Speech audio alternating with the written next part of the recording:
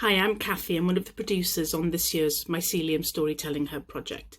I was attracted to the project by its really open brief and that it was an opportunity to develop a programme of activities that reflected my interests, the interests of the storytellers and, of course, the partner organisations.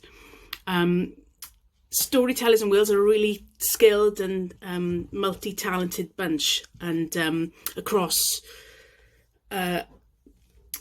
the more traditional forms of storytelling and in other contexts such as applied storytelling and storytelling for health and well-being. And I'm really excited in helping them to grow their audiences and to connect with more artists and more organisations. And I'm also looking forward to develop maybe more hybrid forms of storytelling, and building on the great work that Beyond the Border have done digitally in the last few years. It's been a great project, and I recommend you get in touch and maybe be part of the next year's activity.